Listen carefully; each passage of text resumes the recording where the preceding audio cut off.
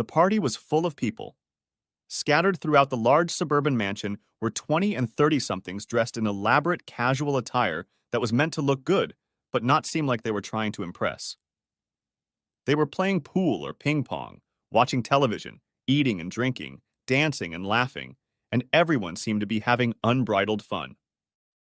A tall, thin man with dark curly hair and a handsome, open face stood in the corner of the main room and nervously looked over his shoulder at an aggressively tipsy, red-headed girl who was making it clear that she was ready for any kind of fun at the party or afterward. But the man only continued to nod absent-mindedly, obviously trying to disengage himself from a conversation that at another time he might have started on his own. The last words of an inaudible question reached his mind, and he realized he had to answer. "So this is a date, then?" He looked at the redhead with a somewhat panicked look. Uh, yeah, sure. Can we take your car? I, uh, probably shouldn't drive." He continued to search the room over her shoulder. "Hey, listen, I don't mean to be rude, but I really need to find Jason. I was wondering if you could, uh, text me what you want to do and I'll catch up with you later." A look of surprise appeared on the red-haired girl's face. "Jason? Jason Bright? He came to the party? I thought he became a monk or something." "Yeah, I, uh, talked him into coming. And now I can't find him, so I really need—" At that moment, a pretty blonde woman with curly hair walked by, and the man suddenly jerked slightly in her direction. "Hey! Hey, Kara! Hey, Kara!" The blonde turned, and a wide smile lit up her face. She nodded at the beer in his hand and raised her eyebrows expectantly. "Hey, Brian! Did you bring one of those beers for me?" He threw her an incredulous look, as if he didn't realize what she'd said, and then abruptly dropped his own question. "Hey, where's Jason? I went to get a beer and I haven't been able to find him since." The blonde's smile faded, and she gestured to a room off to the side. "He was in the entertainment room about 15 minutes ago. You can check in there." She smiled again. "Why, is he your beau or something?" Brian gave her an appraising look and gave a short snort of laughter. "You'd like that, wouldn't you, Kara? Well, no such luck. It just took me forever to convince him to come have fun, so I'm a little nervous about him having a good time." He turned to the redhead, who seemed a little upset that her dominance over Brian had passed to the pretty blonde. "Hey, listen, really, text me what you want to do. I need to find Jason, okay?" The redhead pouted her lips and nodded her head with muted enthusiasm. "Okay, I'll see you after—" But Brian left before she finished, aggressively pushing his way through the crowd toward the entertainment room, where he found a dozen or so people slouched on a couch, sitting Indian style on the floor, or sprawled around while a music video played on the big screen TV that took up the entire room. He took a quick look around, then caught the eye of a jolly fat man who was swaying awkwardly to the beat of the music, holding a drink in one hand and potato chips in the other. "Hey, bud, have you seen Jason?" "Jason?" "Yeah. Jason Bright? He was here a couple minutes ago." "Oh, yeah, man. I'm pretty sure he left. Got up all of a sudden and jumped out of here like he was throwing up or something." "Walked out of the room?" "No, man. Right out the front door." Brian stood for a minute, shaking his head slowly, trying to comprehend what the fat man had said. "What? Why? What the hell happened?" "I don't know. When the game was over, we changed the channel to some movie and watched it for a couple of minutes, and then he just got up and left." "A movie? What movie?" "Oh, you know, an old one, with Dustin Hoffman. The Graduate. But we hardly watched it, because it was at the very end when we turned on the TV." "At the end?" "Yeah. You know, that whole wedding scene when Hoffman comes in and hits the glass, and the girl runs off with him." Brian's face began to redden, starting with a faint pink hue and rapidly progressing until he looked like a tomato with human features. He then began to slowly throw words at the fat man, carefully enunciating them with increasing force and volume for maximum effect. You tuned into a movie where the bride leaves the groom for another man. Uh, at the goddamn altar, and Jason Bright sits back and watches. The first fucking time he's been out of his shabby little apartment in months? You're a bigger idiot than I can imagine. Next chapter. Jason Bright lay on his side, admiring his sleeping bride. She was breathing quietly and rhythmically, and each exhalation of air from her mouth gently ruffled the mop of straw blonde hair that fell across her face. To most observers, Penny Miller was a small, attractive woman, several pounds overweight, and with facial features too coarse to be considered classically beautiful. But here, in the rays of the morning sun falling on her pure pale skin and giving it a certain radiant translucency, she seemed to Jason like an absolute angel, a gift of love from God himself.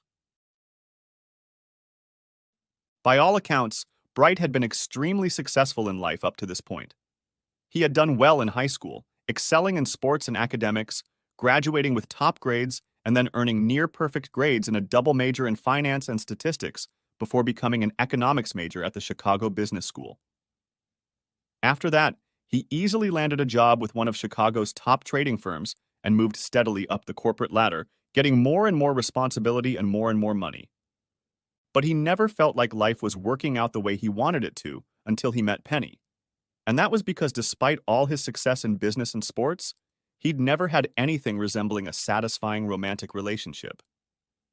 In high school, he'd been a nervous teenager around girls, overly anxious, completely clueless about how to approach them to talk to them, let alone start a relationship. He'd gained some confidence in college when a couple of aggressive girls saw him as a good guy and didn't let his insecurities get in the way. But it still only led to a string of superficial hookups that didn't lead to anything significant in Jason's opinion.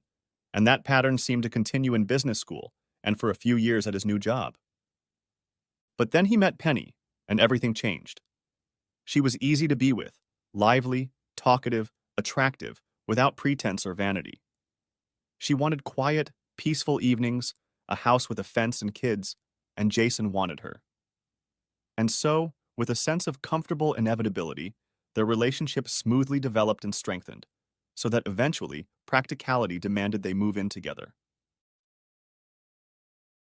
And so, on a warm summer evening in a small park by the lake, Jason got down on one knee and with trembling hands held out the ring to Penny, who accepted it with tears, a smile, and an enthusiastic hug.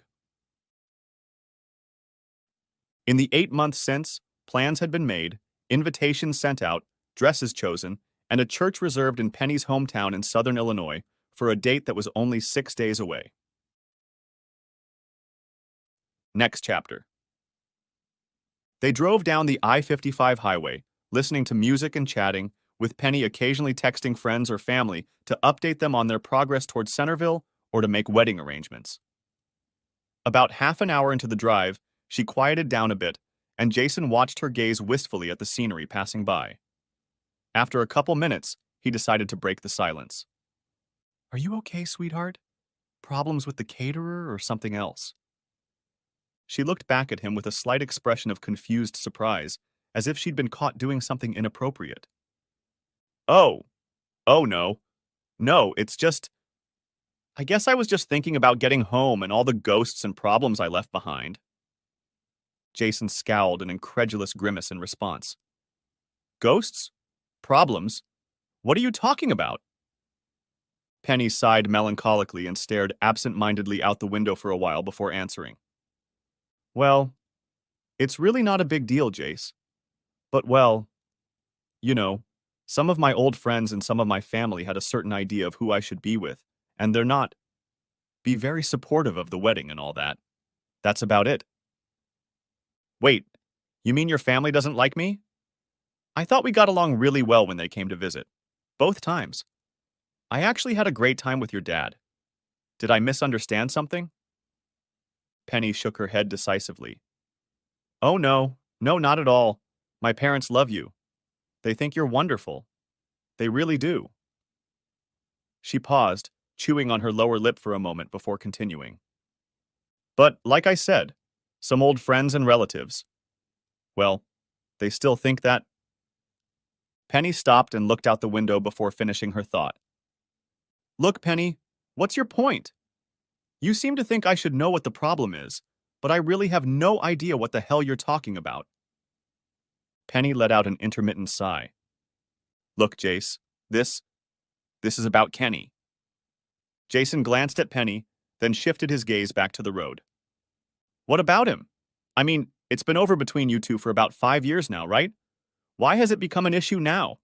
Unless you haven't told me anything. Penny shook her head, and then, paradoxically, nodded, her face showing a mixture of concern, confusion, and disappointment. No. Well, yeah. Sort of. Look, Jace, I told you everything that was important about me and Kenny. That we got really serious in high school, that we were going to get married, and that it just didn't work out. Penny paused, chewing her lip again, a look of uncertainty back on her face. Jason shrugged and raised his eyebrows in an expectant gesture before Penny continued again. To tell you the truth, a few of my friends seem to be very interested in our, relationship. They thought about them. Still do.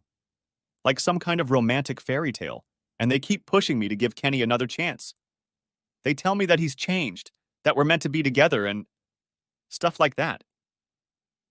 Jason pressed his lips together in thoughtfulness and subconsciously added speed, quickly overtaking the car in the slow lane. So, what are you trying to tell me? That I have to compete with your ex a week before our wedding? Is that what you're saying? Penny clenched her hands in annoyance and pressed them to her eyes. No, it's not. That's not what I'm trying to tell you at all. She lowered her hands and looked at Jason seriously, waiting for him to take his eyes off the road and look at her before starting again. It's just some of them, a few friends, especially Teresa, might try to, I don't know, try to push us together or treat you badly or something. And I just wanted you to be prepared. That's all. Teresa? Isn't she one of your bridesmaids? You asked someone who doesn't want us to get married to be in the wedding party? Isn't that a little, weird? Penny frowned. Well, I understand what you're saying, but Teresa was my best friend, and I feel, I don't know, obligated to be a bridesmaid. I mean, I was at her wedding, and it would be, rude, I guess, if she wasn't one of mine. She turned to face Jason and glared at him, asking him to understand her, but he only stared at her dumbly, then turned away to the road for a few moments to calm down. Finally, after several minutes of silence, he let out a long sigh and turned to Penny again, displaying the most reassuring smile he was capable of. Listen, Penny, I'm in this for the long haul. If there are people who want to complicate things, I can live with that. As long as you're on my side. As long as we both have each other's backs, what could go wrong? After all, it's just you and me, and no one else can hurt us. Right? So just stop worrying. I'll be on my best behavior, be as charming as I can, and bite my tongue when I have to. I'll do my best to make sure everyone in Centerville realizes that you made the right choice, and if I can't, so what?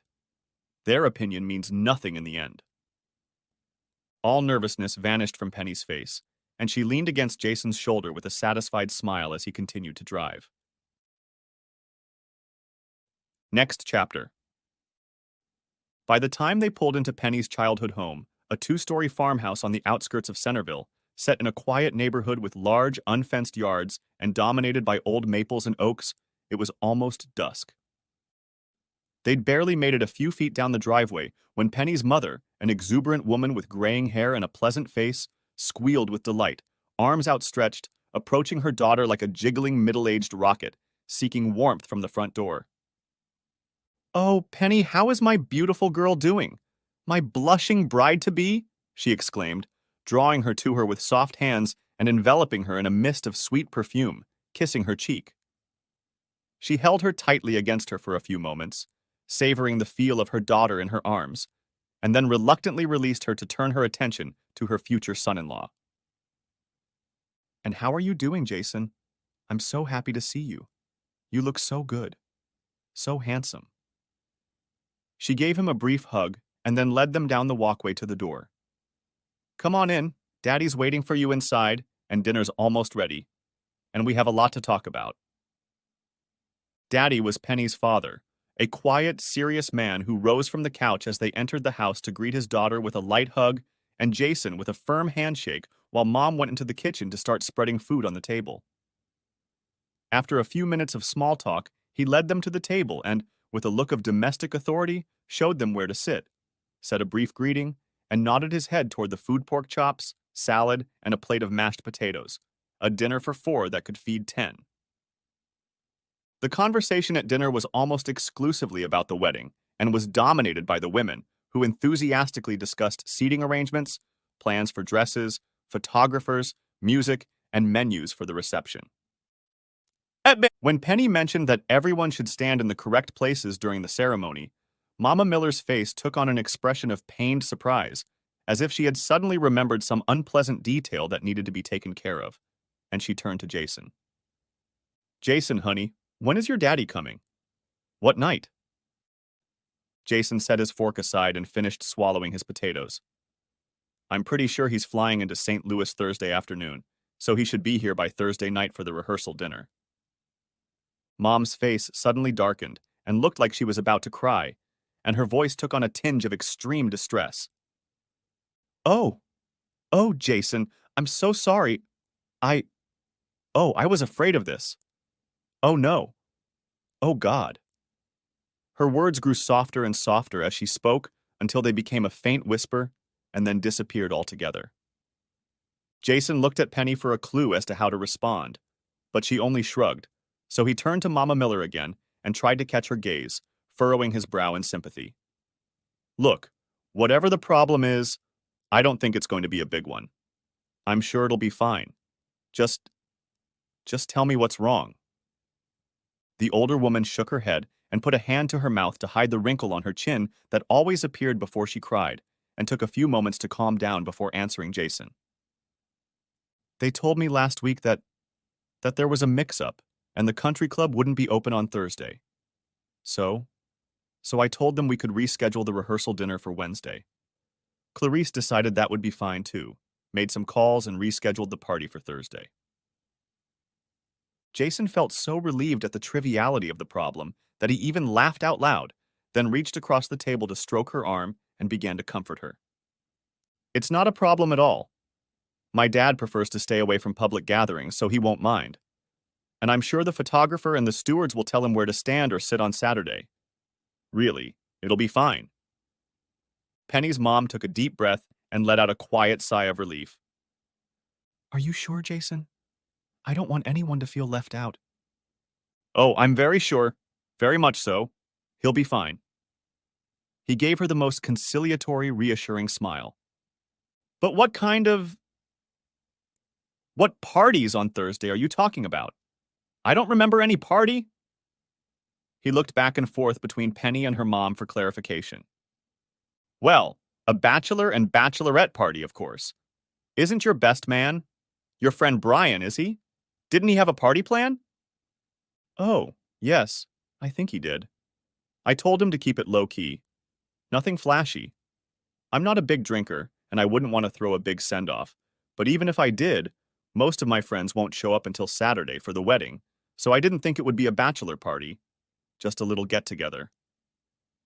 Jason absent-mindedly rubbed his chin and looked at Penny, then back at her mom. I hadn't thought about it, but I guess Penny's having a bachelorette party? Mom glared again. Oh, yes. Teresa's taking care of that, and she's really, really excited. I think you guys are going to have a lot of fun. Becky and Bob will be there, Susie and her husband, and of course Teresa and Tim. And lots more, I understand. All your old high school friends want to see you. Jason smiled at Mrs. Miller's enthusiasm and shifted his gaze carelessly to Penny. She stared woodenly at her mother, her face an uncomfortable, stiff mask with a drawn smile, a weak attempt to hide that this new event was a problem for her. Jason felt something stirring inside him, something unsettling. Next chapter. The rehearsal dinner was just beginning, and Jason already felt like leaving. For 2 days, he'd felt like he'd been on display to Penny Miller's old friends, not particularly like the new ring she wore, subjected to admiring glances or squeals of delight, and occasional, relatively hidden looks of vague disapproval or even resentment. And this dinner promised only more of the same. The main problem was Teresa Southern, a tall, attractive woman with a somewhat regal, officious demeanor, who sat upright at the table with her heavily tipsy husband Tim, a thick, ruddy man with slicked back hair and lamb chops. Teresa, who'd led the cheerleading squad in high school and somehow managed to maintain her authority a decade later, was Penny's self-proclaimed best friend forever and seemed to steer the dinner conversation like a talent contest judge, determining which topics were appropriate and which jokes were funny. Jason had met Teresa the day after arriving in Centerville, and she had been an omnipresent irritant ever since, subtly, and sometimes not so subtly, manipulating wedding plans, dinners, and general entertainment, inviting or not inviting friends to this or that event, coaxing Penny to follow her ideas about appropriate attire, speech, and company. But the most annoying and disturbing event was when Teresa dragged Kenny, the high school football star, prom king, and Penny's former boyfriend, into the social program, including dinner and a group movie the night before. Kenny was a gruff country boy with a square jaw, a smile full of bright white teeth, thick, wheat-colored hair, and a murmuring, ingratiating voice. Jason had found him affable and chatty, and perhaps he might have been relatable if he hadn't been the central figure in Teresa's apparent desire to celebrate Penny's high school past without Jason. But now, Kenny was sitting next to Teresa, smiling broadly, shaking his head and giggling at every story resurrected from the group's collective history, and they all involved him and Penny, and it had become almost unbearable. So he chewed his chicken slowly as he listened to yet another story being retold in an almost feverish tone by the diminutive Shawl sitting next to Teresa. The current flashback concerned a chapter of an old, apparently epic romance between Penny and Kenny. This time, the story of Kenny hiring a horse and baby carriage to take Penny to prom in style. Penny blushed, Kenny glowed with delight, and Jason felt a vague, growing sense of nausea threatening to send some of the rubberized chicken back into his plate. Oh, and Penny was wearing that old-fashioned hooped dress. Remember? She was just gorgeous. She fluttered and twirled on the dance floor like she'd just come off the set of Gone with the Wind. She paused, almost out of breath, swallowing nervously, looking around the table, obviously making sure the group approved of the story before continuing, her voice even higher than before. And Kenny, he was wearing an old-style black tuxedo and a hat, and dancing this old waltz or something after they were announced king and queen. Teresa nodded toward Penny and gestured at her with her fork, smiling sentimentally. No one ever looked prettier or happier than you that night, girl. She looked back and forth between Penny and Kenny. You two were gorgeous. The other women at the table shouted in agreement. Penny blushed nervously, and Kenny glared, and for once he had nothing to add to the growing cacophony of voices describing the different perspectives on that particular dance on that particular prom night. By then, Jason was completely lost in his own thoughts, trying his best to disengage himself from the ongoing conversation, to maintain some sense of calm. He looked around the room, noticed Penny's parents at another table, and wished he'd sat with them instead of Penny's friends. For a moment, he noticed the decorations and wondered why Penny had chosen green and yellow, even though her favorite color was royal blue. But then he realized that those were the Centerville High School colors Teresa had chosen. Finally, he returned his gaze to the animated faces of the men and women at his table, suddenly experiencing an overwhelming sense of isolation, an outsider at his own party. I'm sorry, they may have gotten a little carried away. He barely heard the voice over the noise and his own detachment from the conversation. He turned to his right to meet his gaze with the speaker, a plump, freckled woman with brown curly hair, squinted eyes, and a crooked smile. Huh? What did you say? She nodded across the table toward Teresa. I'm sorry she kind of took over everything. It's just, well, she knows everyone here so well, and they're all so close. I don't think she wanted to cut you out of everything. Jason felt the tension subside and smiled. Yeah, I understand that. I think I do. It's just a little hard to join her when I don't know any of the stories. And I guess I'm thinking about other things. The brunette continued to smile. Like about your upcoming wedding? Jason snorted with laughter. Yeah, well, my name is Betsy. Betsy Palmer. I don't know if you remember. Jason interrupted. Yes, yes, I met you yesterday.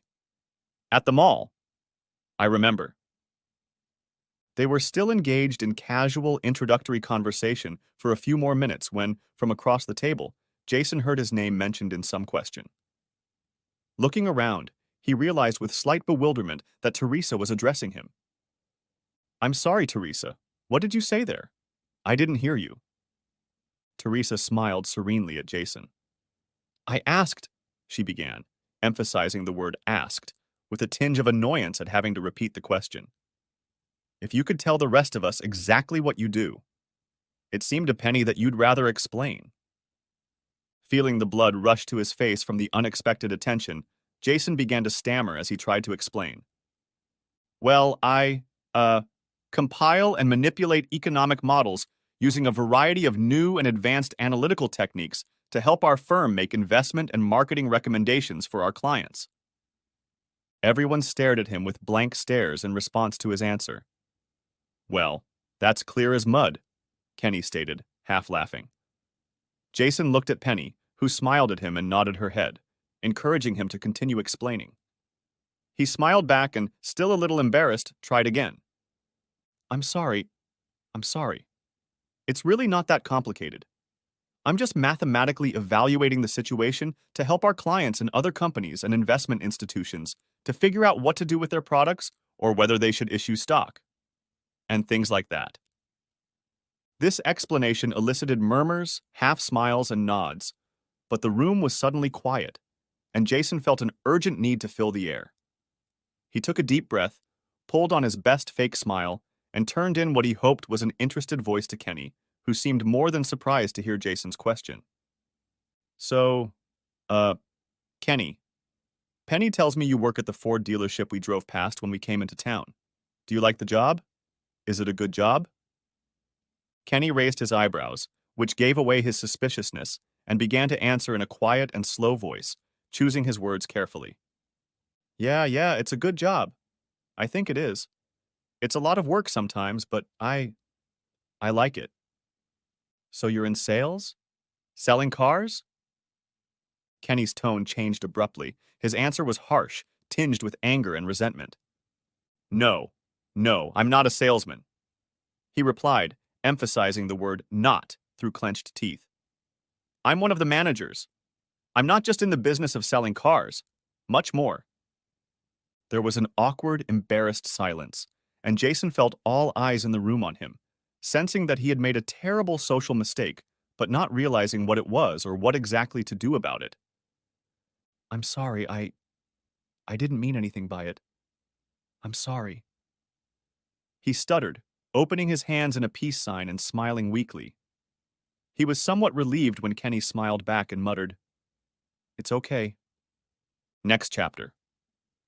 Pressed tightly together on the double bed in Penny's old bedroom, with moonlight streaming in through the open window and casting ill-defined, ghostly shadows, Penny and Jason lay in each other's arms, recounting the events of the evening and conducting a post-mortem of the rehearsal dinner.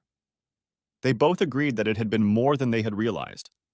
Too much food, too many people, too much noise, and too much tension. What was that cool asshole's reaction to being asked if he sells cars? He practically exploded in there. I wanted to melt in my chair, and I'm sure I wasn't the only one.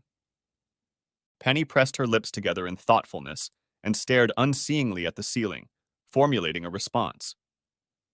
Kenny has some baggage, Jace. You have to realize that. It's not his fault he blew up. Not really. Jason rolled over onto his side and looked intently at Penny, his eyebrows furrowed in concern and frustration. He interrupted her with a harsh, businesslike voice, from which the warmth had faded away, replaced by irritation and annoyance. Wait, are you saying this is my fault? Honestly, I don't understand what I did that was so bad. Seriously, I didn't realize he'd turn out to be so damn sensitive. I wasn't trying to make him look or feel bad or make a scene. I was just trying to make conversation by asking a completely frivolous question. Penny gave Jason a half smile and turned to face him, lifting a hand to stroke his cheek as she formulated a response. Jace, it's not your fault at all, kid. It's just that you have to understand Kenny, his insecurities. Come on, Penny. We all have insecurities, but we have to live with them. You can't just blow up every time someone says something that bothers you. He didn't really explode that much, she started to reply. Jason raised his eyebrows incredulously and had already opened his mouth to interrupt her, but Penny changed tact. Listen, here's the deal.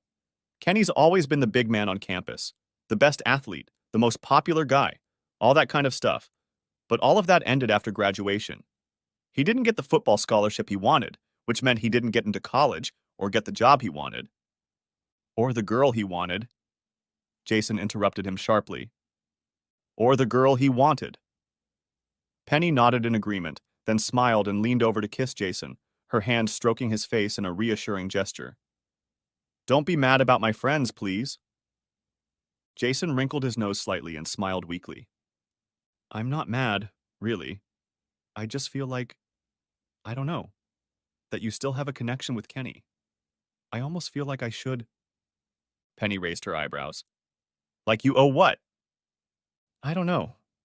Compete for you or something. It's driving me crazy, I guess. Penny's facial expression turned incredulous, her mouth opening in surprise before she replied. Come on, you don't have to compete for me. I'm yours, you know that. Why do you get that impression?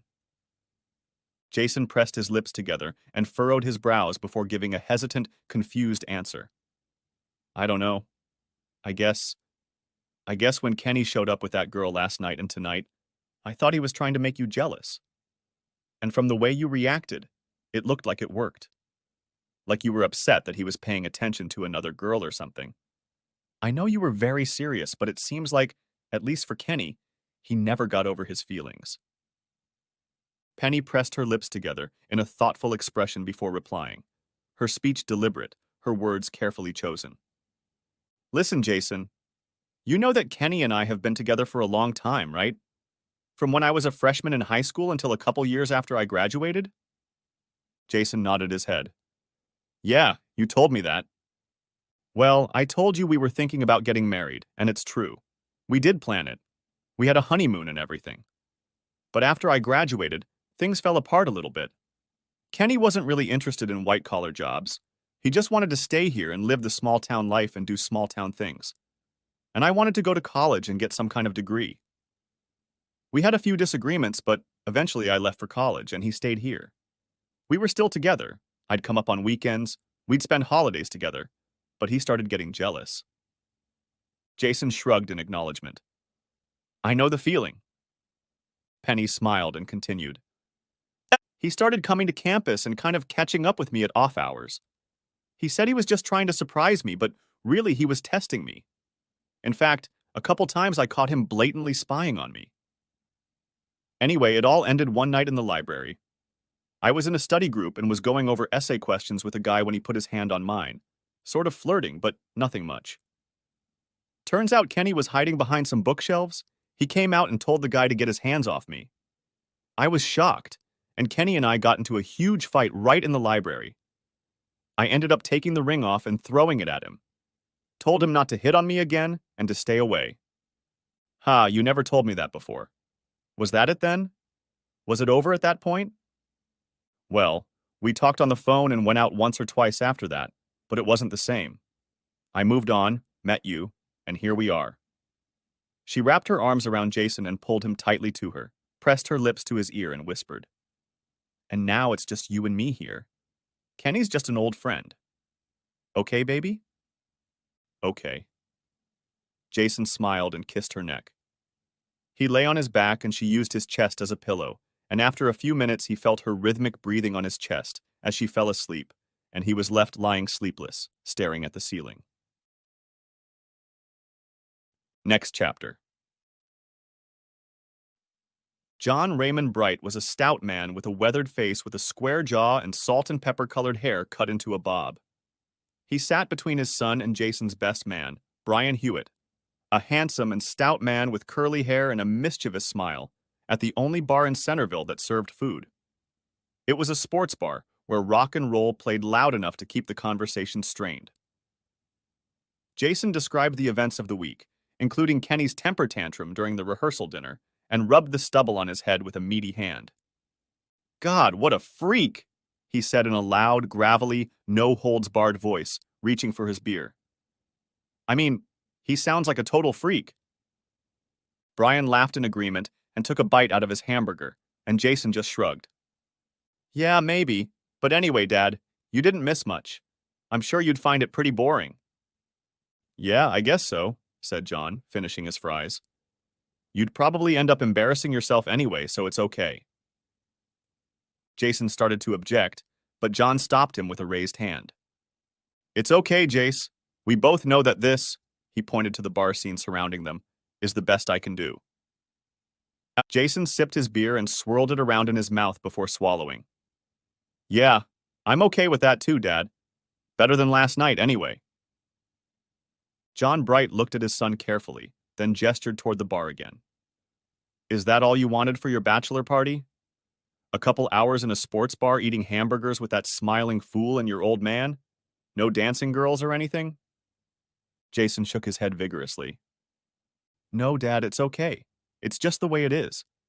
And honestly, even if I wanted dancing girls or something, well, it's a small town, and rumors would spread. I wouldn't want to start my marriage off on the wrong foot, you know?" "Yeah, I know." John nodded, taking a bite out of his hamburger. "I know." The three men spent another hour at the bar, talking, joking, drinking beer, and watching the football game on the big screen TV behind the bar, before the conversation dried up, and they mutually decided to call it a night. In the parking lot, Jason waved goodbye to Brian and got behind the wheel of his car, while his father grunted and moved into the passenger seat. Both men seemed immersed in their own thoughts as Jason drove the car out of the parking lot and down the highway to John's hotel. Neither spoke. Both stared at the highway, both wearing masks of people who don't really see anything. After a few minutes, however, John began to fidget. He opened his mouth several times, cleared his throat, and glanced at Jason, showing all the typical signs of wanting to talk, but not really saying anything. Finally, a mile or two before the hotel, John officially broke the silence. "Big day on Saturday, son. Big day. You ready?" Jason cast a brief glance at his father, then shifted his eyes back to the road. "I'm ready, Dad. Really ready. In fact, I can't wait to get married, to be a husband, to be a father." "You're going to be a great son." "Wonderful." John took his gaze away from his son, and his voice softened and took on an awkward tone, precisely a mumble. "Sure, sure. Much better than I was." Jason quickly looked back at his father. "Now, Dad." "No, no, son. It's true." John raised his hand to interrupt Jason. "We both know I've been a shitty father. We both know that. Hell, your mother and I split up when you were what? 3 years old? And I barely saw you until—" John paused for a moment, looking away and taking a couple deep breaths. "No, you had a hard time, son, when your mom was in a car accident and you stayed with me. Really hard." In the darkness, Jason could make out his father bringing his right hand up to his eyes to wipe something away, then cleared his throat and swallowed hard a few times before starting again. "So, I'm happy for you, son. Damn happy you have a girl you love. Happy that I can be here to see it." Jason nodded his head as he pulled into the hotel parking lot and stopped the car, then turned to look at his father.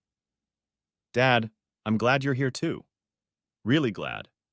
You are my family. I couldn't have done it without you." John Bright turned to face his son, and for the first time in his life, Jason saw the tears on his father's cheeks and heard his rough, gravelly voice break as he spoke. "Look, son, I just want you to know how sorry I am that after your mother died, you were left with a scoundrel like me. Hell, Jason, I could barely take care of myself, let alone an 11-year-old boy. John paused to wipe away his tears, but now they were streaming down his face, and his voice was higher and more ragged as he finished his thought. I I want you to know how much I loved having you around, even if it didn't feel that way at first. How much I loved watching you play those games and go to school. God, you were such a hard worker, working part-time and still getting great grades. And the honors you got and the college scholarship you got. And then you worked your ass off again, and then you found this great job. I just I just want you to know that you deserve to marry a great girl and that I'm damn proud of you, son. Damn proud.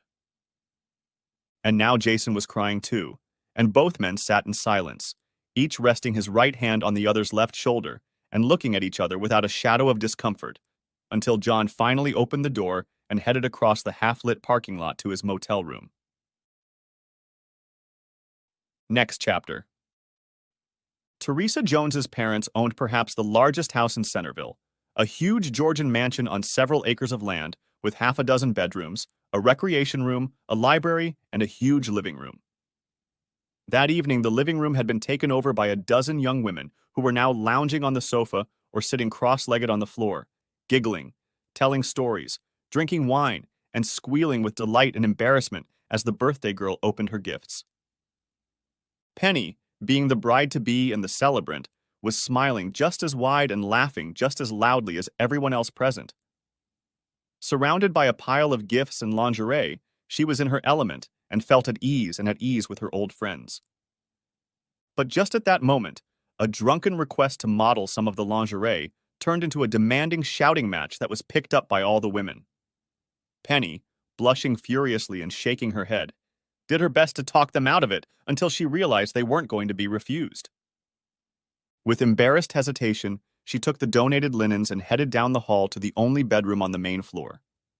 She spread the outfits out on the bed and stroked her cheek thoughtfully, trying to decide which one would be the least humiliating, finally settling on the baby dollar that came with the see-through wrap, the most modest one possible. She took her time putting it on and examining herself from every angle in the floor-to-ceiling mirror before returning to the hallway to an anxious flock of noisy women who welcomed her back with the kind of shouts, hooting, and hollering that usually occurred in a strip club. Penny laughed nervously, and though embarrassed, tried to play her part properly, posing as attractively as possible in front of the rowdy women. Most of the women responded with laughter and applause, but Teresa, more than a little tipsy, began shouting for more. "Show us another one, Penny. Show us another one." Not surprisingly, her request was picked up by the rest of the women, but this time Penny held firm and shook her head, trying her best to kindly refuse the women, who let out a disappointed groan as she eventually retreated down the hall to the bedroom. Just as Penny entered the bedroom, there was a knock on the front door, and then Teresa's laughter and squeals heralded the arrival of 3 men carrying conciliatory gifts of champagne and vodka to appease the hostess for crashing the party. With minimal objections, Teresa led them into the room where the first two, Bill Jenkins, a short, pot-bellied man with a cherubic face and horn-rimmed glasses, and Tom Anders, a taller and leaner version of Bill, but with even less facial hair, walked to the back of the room to chat with their girlfriends. The third man was Kenny Bailey, who immediately asked Teresa where Penny was, quietly explaining that he had brought her a gift he wanted to give her before the wedding. When Teresa said that Penny was changing in the bedroom and would be out soon, Kenny immediately began organizing the entire group into a choir that would sing the school fight song for Penny when she returned. But upon returning to the bedroom, Penny heard additional noise as the men appeared and assumed it was just the women playing another game or telling some particularly crude joke.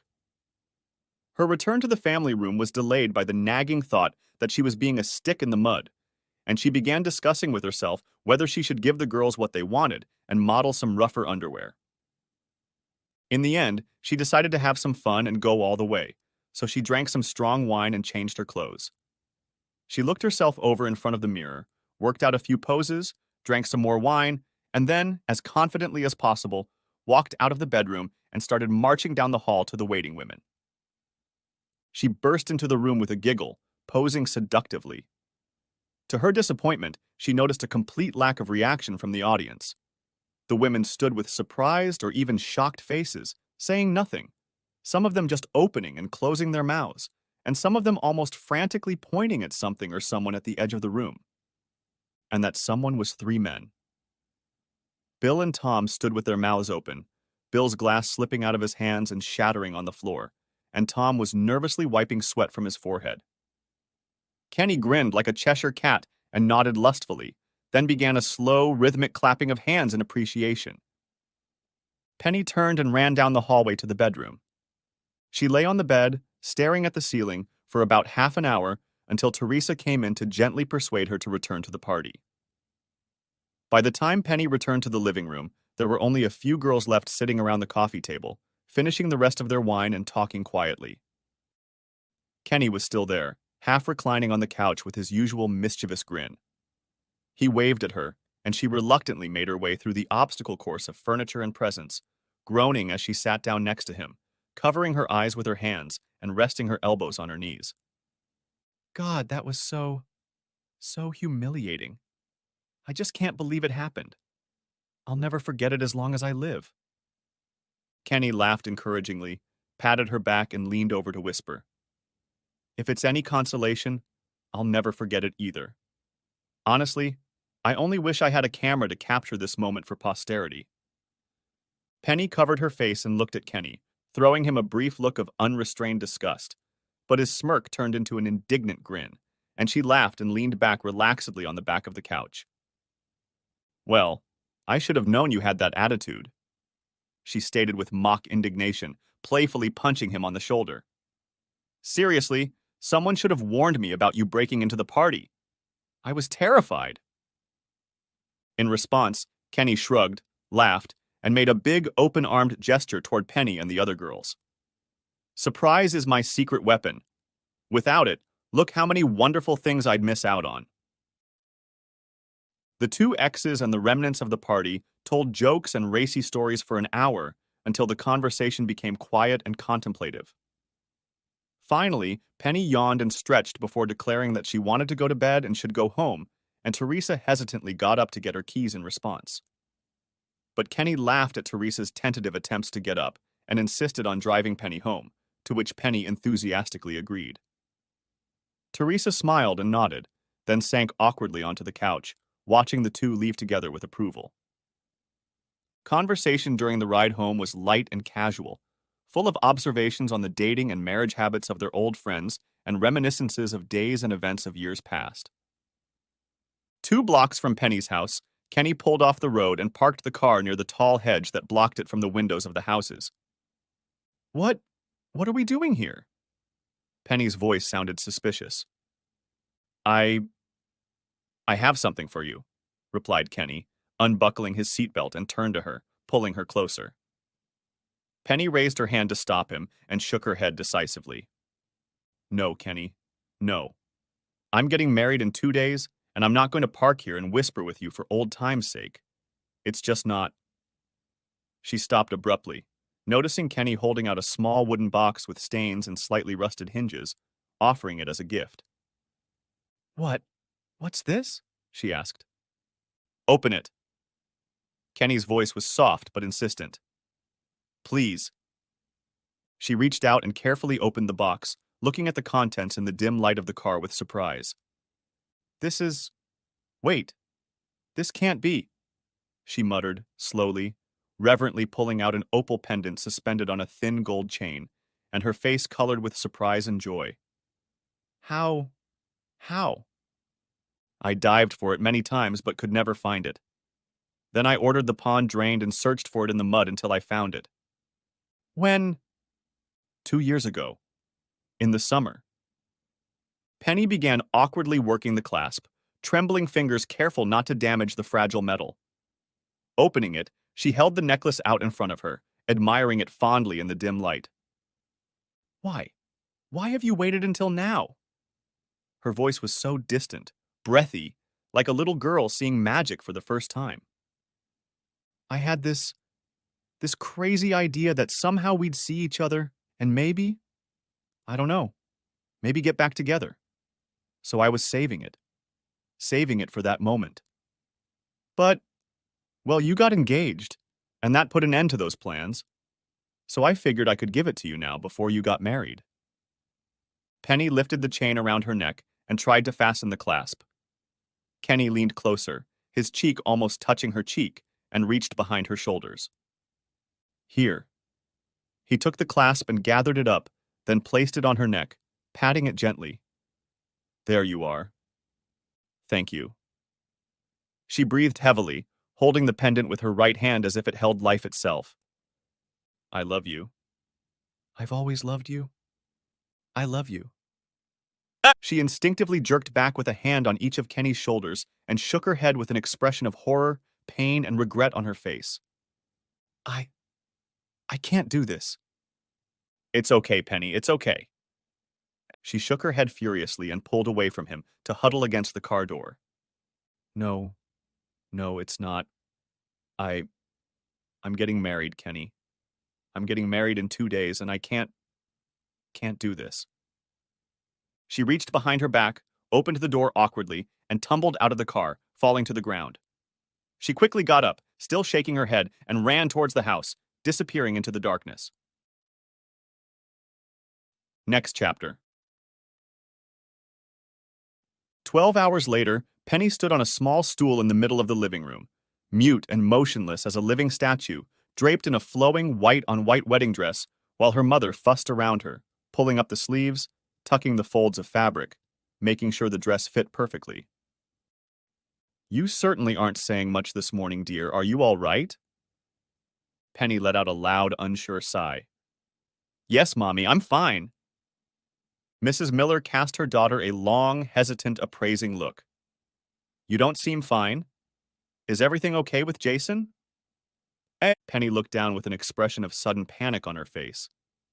Of course he's okay. Why? Why would he be upset? Did he say something to you?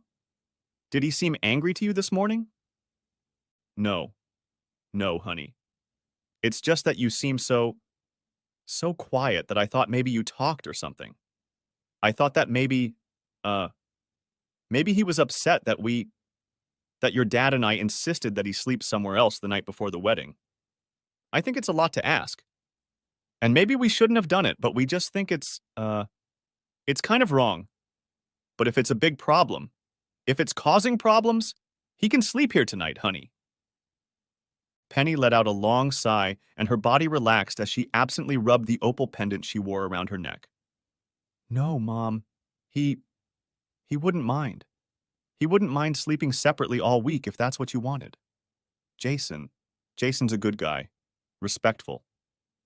Mrs. Miller grumbled some more, but continued to look at her daughter with a restrained gaze. What is it?